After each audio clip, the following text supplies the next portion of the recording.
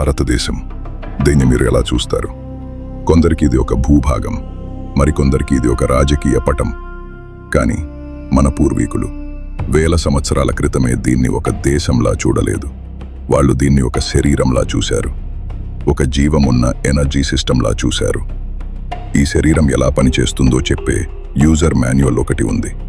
అది ఎక్కడో మ్యూజియంలో లేదు, అది మన కళ్ళ ముందే ఉంది, కానీ మనకు కనపడట్లేదు. అదే స్కంద పురాణం. పురాణాల్లోకెల్లా అతిపెద్దది, 81,000 శ్లోకాలు. కానీ ఇది కేవలం కథల పుస్తకం కాదు, ఇది యాన్షియంట్ ఇండియన్ జియోగ్రఫీ. అసలు ఈ జియోగ్రఫీ ఎందుకు సృష్టించబడింది? ఈ కాశీ, ఈ కేదార్నాథ్, ఈ అరుణాచలం, ఇవన్నీ ఎందుకు డిజైన్ చేయబడ్డాయి? దీని వెనుక ఒక భారీ యుద్ధముంది, ఒక మహాజననముంది. ఈరోజు మనం ఆ యుద్ధం గురించి మాట్లాడుకుందాం. శివుడు, పార్వతి, వారి రక్తం నుండి పుట్టిన ఆ యోధుడు స్కందుడు, వీళ్ళందరూ కలిసి ఈ దేశాన్ని ఎలా డిజైన్ చేశారో ఏమాత్రం ఫిల్టర్ లేకుండా తెలుసుకుందాం. కథ మొదలయ్యేది ఒక రాక్షసుడితో. వాడి పేరు తారకాసురుడు.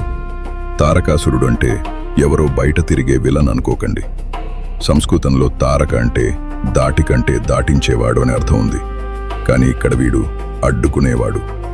వాడు మనలోని అహంకారంకి సింబల్. వీడు బ్రహ్మ కోసం ఘోరమైన తపస్సు చేశాడు. ఎంతలా అంటే ఆ వేడికి లోకాలన్నీ భయపడ్డాయి. బ్రహ్మ ప్రత్యక్షమయ్యాడు. తారకాసురుడు ఒక విచిత్రమైన వరం కోరుకున్నాడు. నన్ను చంపేవాడు ఈ సృష్టిలో ఉండకూడదు.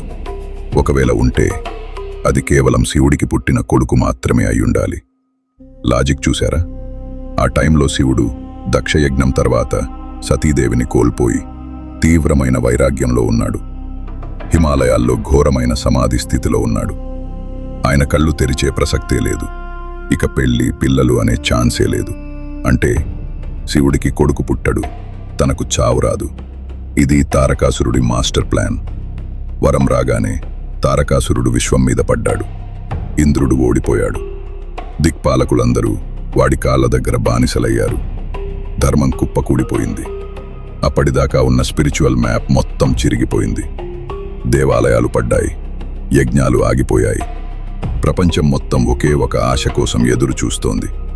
శివుడు కళ్ళు తెరవాలి, ఆ శక్తి కిందకి దిగాలి. కానీ శివుడు కదల్లేదు. ఆయన అచలుడు. ఆయన్ని కదిలించాలంటే ప్రకృతి రావాలి. అదే పార్వతీదేవి. ఆమె శివుడి కోసం తపస్సు మొదలుపెట్టింది. ఎంత కఠినమైన తపస్సు అంటే ఆకులు కూడా తినడం మానేసింది. ఒక పక్క తారకాసురుడి అరాచకం, ఇంకో పక్క పార్వతి ప్రేమ. దేవతలు ఇక ఆగలేక మన్మధుడిని పంపారు, శివుడిలో ప్రేమను రగిలించమని. శివుడు మూడో కన్ను తెరిచాడు. మన్మధుడు బూడిదయ్యాడు. ఇక్కడ ఒక ఫిలాసఫీ ఉంది. కామం చనిపోతేనే ప్రేమ పుడుతుంది. శివుడు పార్వతి తపస్సుకు కరిగిపోయాడు. వారిద్దరి వివాహం జరిగింది. ఇది లోకల్ మ్యారేజ్ కాదు, పురుషుడు మరియు ప్రకృతి కలిసిన వేళ అది.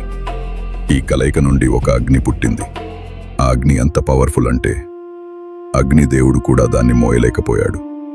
ఆ శివ తేజస్సు అగ్ని నుండి గంగలోకి, గంగ నుండి శరవణ అనే రెల్లు పొదల్లోకి చేరింది. అక్కడ 6 ముఖాలతో 12 చేతులతో ఒక బాలుడు ఉద్భవించాడు. ఆయనే స్కందుడు. స్కందుడు ఎందుకు పుట్టాడు? కేవలం యుద్ధం చేయడానిక? కాదు. స్కంద పురాణం ప్రకారం ఆయన పుట్టుకతోనే ఒక మ్యాప్ క్రియేట్ అయింది. ఆయన 6 ముఖాలు దేనికి సంకేతం? మన శరీరంలోని 6 చక్రాలకు.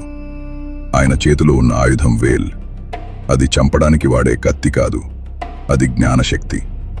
అది చాలా షార్ప్గా ఉంటుంది, లోతుగా దిగుతుంది. మన బుద్ధి కూడా అలాగే ఉండాలి. యుద్ధం మొదలైంది.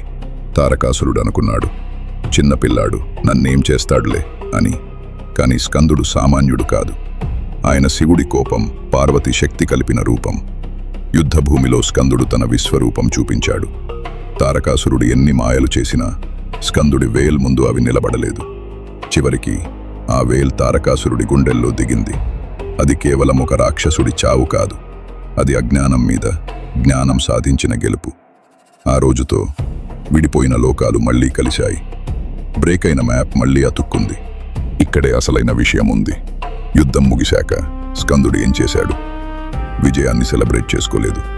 ఆయన తనలో ఉన్న ఆ శక్తిని, ఆ తేజస్సుని ఈ భూమి మీద నింపాలనుకున్నాడు.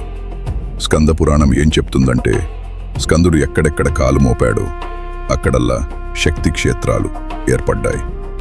ఉత్తరాన ఉన్న కేదార్ ఖండం నుండి దక్షిణాన ఉన్న కుమారి ఖండం వరకు ఆయన ఒక ఎనర్జీ గ్రిడ్ని స్థాపించాడు. ఈ దేశంలో మనం చూసే ప్రసిద్ధ శైవ క్షేత్రాలు, జ్యోతిర్లింగాలు ఇవన్నీ స్కందుడి ప్రయాణంలో భాగమే. మనం ఈరోజు వెళ్తున్న శ్రీశైలం, అరుణాచలం, రామేశ్వరం ఇవన్నీ కేవలం నిర్మాణాలు కాదు. జీవితంలో మనం ఎప్పుడైనా అలసిపోయినప్పుడు, దారి తప్పినప్పుడు మనల్ని మళ్ళీ రీఛార్జ్ చేయడానికి స్కందుడు వదిలి వెళ్లిన పవర్ స్టేషన్స్ ఇవి. మన పూర్వీకులు ఈ ప్రదేశాలను కాపాడింది ఇందుకే. మనం అక్కడికి వెళ్ళినప్పుడు ఆ శక్తిని గ్రహించి మళ్ళీ కొత్త ఉత్సాహంతో మన జీవితాన్ని గడపాలని.